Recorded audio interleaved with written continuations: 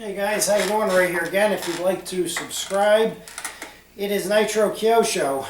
Remember to follow me on Facebook. Nitrokyosho, all one word, brings you to the community page. Well, we did a build review on this, which I hope you guys really enjoyed. Talked about all the changes between the two of them, and that's nice to do, but it's also nice to actually show them to you. So this is going to kind of be I guess you could say a verse video, and we'll go over some of the stuff again, but you'll visually see the major differences between these, and I think you'll enjoy that a lot more than just me telling you what they changed, you know. So let's not waste any time on this, guys. I put these canopies on loosely so they could be pulled off quick and easy, and let me get this off of here, and we'll try not to shake, make anybody dizzy. I put on extra lighting down here because everything on these machines is black. So hopefully you can see some of the stuff a little bit better. This is the newer one here. This is the X. That is the L back there. And basically, let's start, I guess, at the top and work our way down. So we've got a totally different head here. Okay. On this one, we've got the DFC style head here. I don't believe they call these mixing arms. I like to call them that, but I think they're called like Fowler arms or something else. They got a different name to them. Let's see, what else can we talk about here? The head. So the heads are different. They both have the design of the two bolts going through these head blocks, one there and one up there for strength. Now this motor is kind of up and out by itself here, where this one has the frame protection on either side of it. This one I have the ESC mounted down here. This one is mounted up on top. The Beast X is mounted up here. On this one it's mounted down here. Let's look at the, if you can see the frame here. From here to here, how thick that is. Okay. And now let's go over here. And you see how wide that is. Major frame difference. I mean, okay, they've made it very narrow, kept everything kind of, look at the bearing block on this one, and then look at the bearing block here. Okay, blade grips the same, battery trays are the same. Okay, now the servos on this one are mounting these. You got two screws on the top, and then you got two down there. Those are actually screwed into the middle bearing block and the top bearing block. Okay, and then you have another bearing block down there, so you got three. Okay, this one has the same. It's got the three setup too. Okay, but let's come around. You can see a little bit better over here. The way these are mounted. Okay. A similar mounting fashion.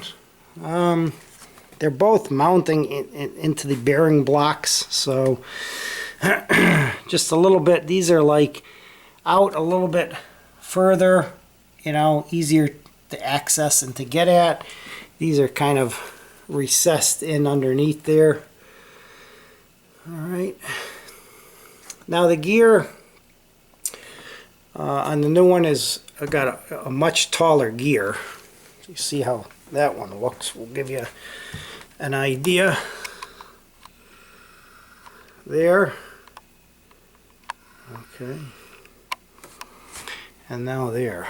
You can see that's much taller, which is giving you more contact surface, which is a good thing, guys, hitting that pinion. So less wear and tear, stronger gear. Okay.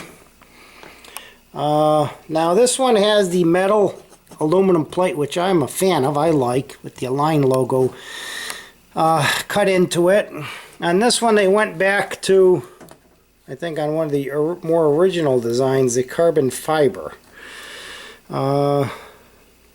So that's a change. I prefer the aluminum myself, but hey, you get what you get. I'm sure this is cheaper to fix than that too. I'm sure that aluminum plate costs a lot more. So this one was set up for crash, fixing it, cheaper. Now these have the one part all the way up, all the way around. This is one big sheet of carbon side frame there on, okay, on that machine. On this one it appears that way, but it isn't. These are 4 sections. It's a 2-part. These down here, you got the lower section that connects and then to the upper section. So it's 4 plates that go together. All right. And the theory is cheaper to fix, along with that aluminum versus the carbon bottom plate. I'm sure that carbon's lighter too. They wanted to make this a lighter machine. So if you have a crash, you've got a major change of this massive plate, which is pretty expensive. This one is tighter, narrower. It's going to be stronger. The smaller, you know, the bigger and wider you make something, guys, the more damage. You make something narrow and tight and compact, it's going to be tighter and stronger. Okay. But I think the whole thing was designed to be more narrow and stronger and cheaper to fix. Okay. This has the carbon design, the boom, but it's actually just aluminum. It's just like a wrap. Tail casing is pretty much back here is the same.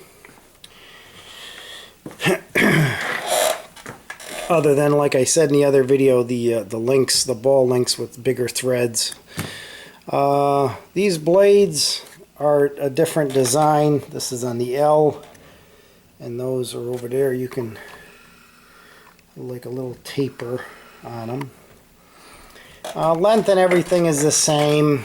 I put the strut braces on the both of them. This one back here has a carbon plate in here. Okay, that's where the satellite is. Adds to the strength of it. And this one over here doesn't have anything back there. Okay. Now I'm going to try this Align. I guess it's made by Hobby Wing for Align. It looks like a nice speeding reel. It's only 130. I have 160 on here. Now when this had the 120, it had the 750 motor. When I put the 490 850 motor, they advised me to put a 160, and I never had any issues. This one, if anybody's had any experience with it out there, shoot me some info about it, guys. I'm curious if guys are having shutdowns with it, or if it's a rock solid ESC. It's a beautiful looking ESC, that's for sure. It has the fan on there and very nice cooling fins. I've heard good things about Hobby Wing. I've always used the Castle stuff and had pretty good luck.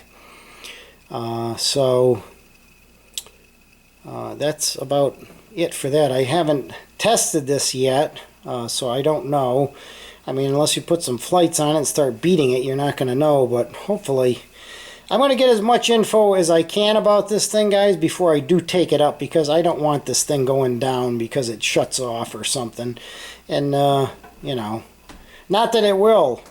I've talked to some of the pro pilots for Align. They're using it, and they say it works great. So I don't want to be judgmental on something that I haven't personally used yet. But just curious, you know, some of the guys out there, regular guys flying, if they've had, what kind of success they've had with it. And like I said, the skids, the way the skids sit, these are angled to keep the tail up out of the dirt. That one sits flat, okay? So if you're landing, you got less of a chance back there of the stripping torque tubes and gears and stuff. It's very high up out of the dirt and high grass. The elevator servo mounts the same. Like I said, the bearing in the other video on the for the motor shaft that rides in there, if you can see in there where it braces it, is a little bit bigger than on that model back there. What else? So it basically has the same style head that the Goblins run. Now I've had good success with this helicopter, and it flies like a beast, and I love it. That's why I bought this one. I'm hoping to have the same success with this model that I've had with this one. So we'll keep our fingers crossed, but I've heard good stuff about it. So, but like I said here, the major changes, guys, and I keep rehashing, but you know, you've got a two-piece frame, which is in 4 pieces, obviously. Connects top to bottom, which is going to save you money in a crash. And the different head, I'm hoping, I know the Goblins fly real nice with that head, so I'm hoping that there's an improvement with this one over that flying. We'll see. But let's see, other than that, the struts are the same and everything. Rudder rod, you know, that's got a different tail fin. I put that on. That's from the 800 size T-Rex. I like the white on it. Probably put one on this one. So there's basically the changes, guys. The main gear is bigger, wider. The bigger bearing down there.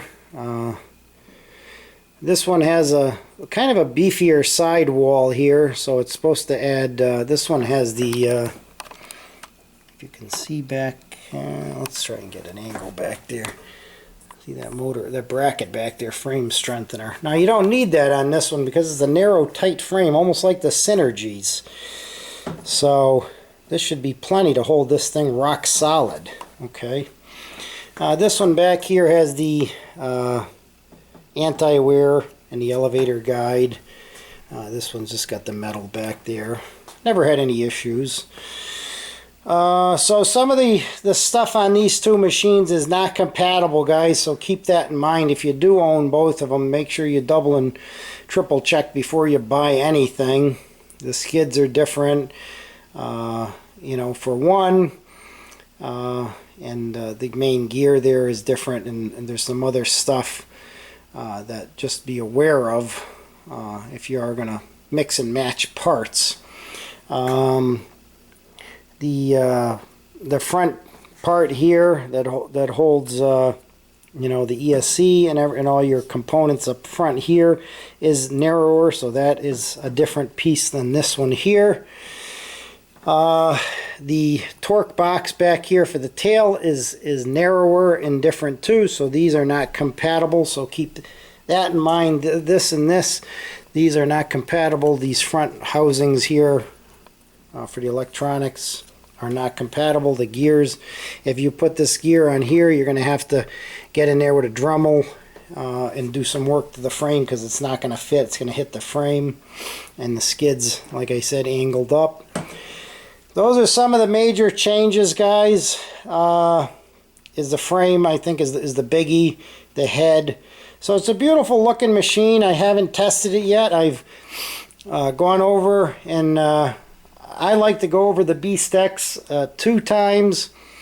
The first time I do a quick setup. The second time I go back and double check everything, and then a lot of times I'll even go back a 3rd time before a flight and triple check everything and make sure everything is the way it should be in here and on the controller before you go out and take one of these big machines up, because you don't want